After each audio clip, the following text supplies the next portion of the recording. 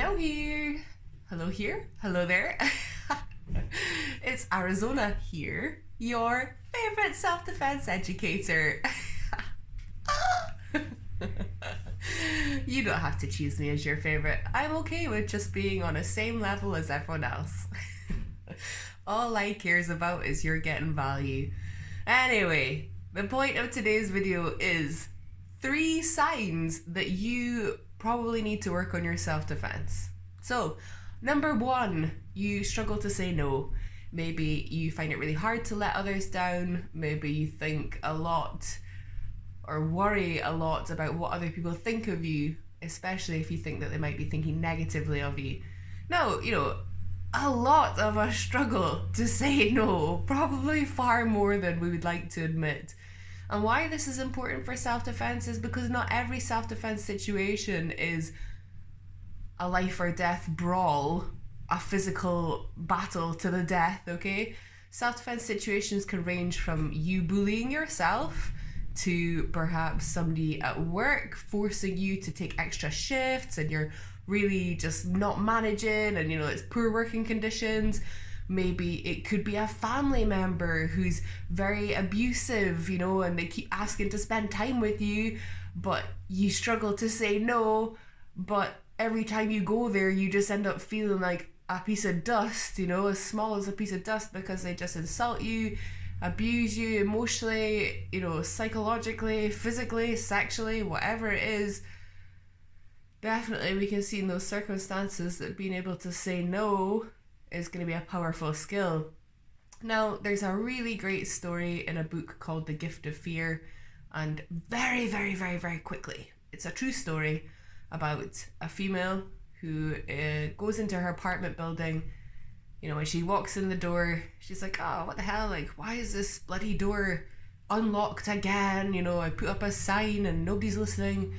So the door's unlocked. She starts going upstairs. She's carrying heavy bags of shopping, and one of the bags bursts, and she locked the door behind her, by the way, when she walked upstairs. So one of the bags bursts, and a tin of cat food rolls down the stairs, and a voice calls out, "I'll get that." And a man just kind of starts walking up the stairs, comes round the corner with his tin of cat food, big smile on his face. "Oh, let me help you with that. That looks like a heavy bag." She's like, "Oh, okay, thanks." But just like someone just goes off a little bit inside of her, So he assists her up the stairs, and they get to the front door. She puts the shopping down, and she sort of looks at him like, "Okay, thanks." And he's like, "Oh, ha ha ha ha. What do you think I am? Some kind of crazy man? What do you think I would do here? I'll just open your door. I'll just drop the shopping down inside,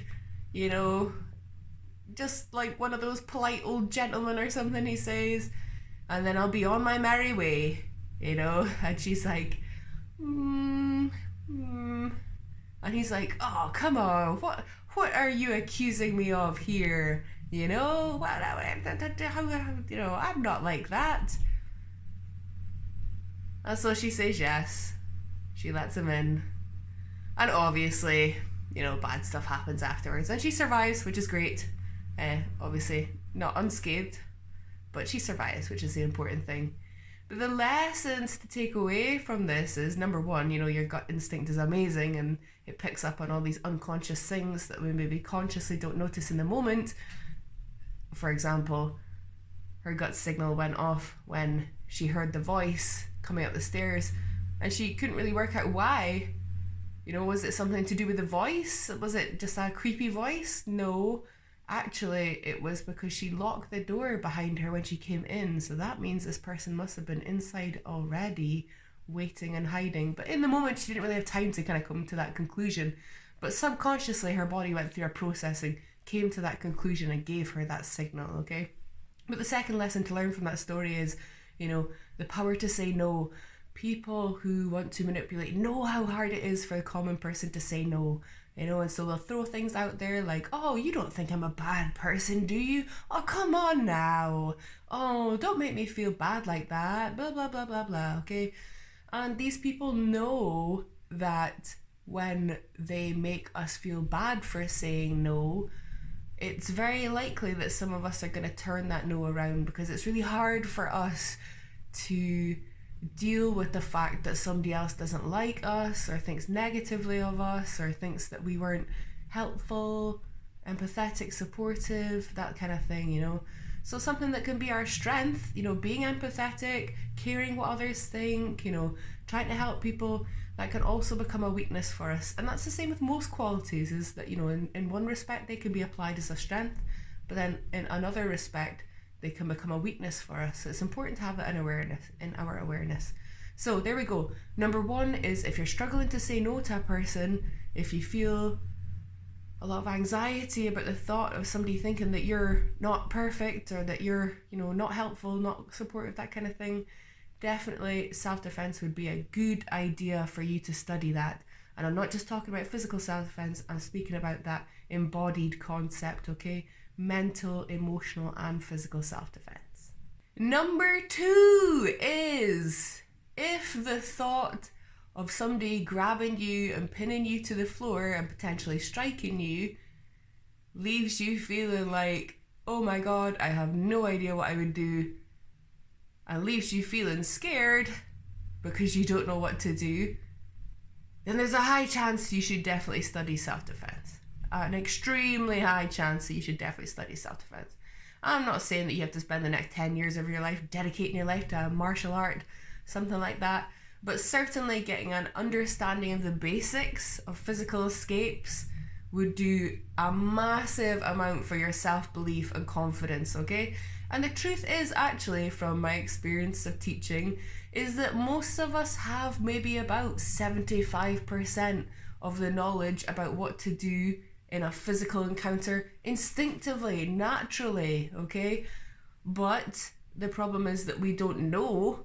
We know it instinctively. So we have a self-defeating mindset, okay? So in those situations, we might think to ourselves, I don't know what to do, so you just give up too early. The thing about studying self-defense is that you get an opportunity to refine that 75 to 80% that you know already, make it better, and validate that actually is the right thing to do, okay? That validation and that refinement goes a huge way to influencing your confidence and how you present yourself and the level of risk that you put yourself into, and at what stage you think that you need to exit. Also your assertiveness, your ability to stand up for yourself, literally just how you carry yourself. That concept of target hardening, are you carrying yourself as a person who has a validated knowledge that they know what to do? Or are you carrying yourself as a person who is really afraid and just hopes it'll never ever happen because you've got zero idea what you would do, and even just the thought of it coming closer, the near threat, would be enough to send you into a panic?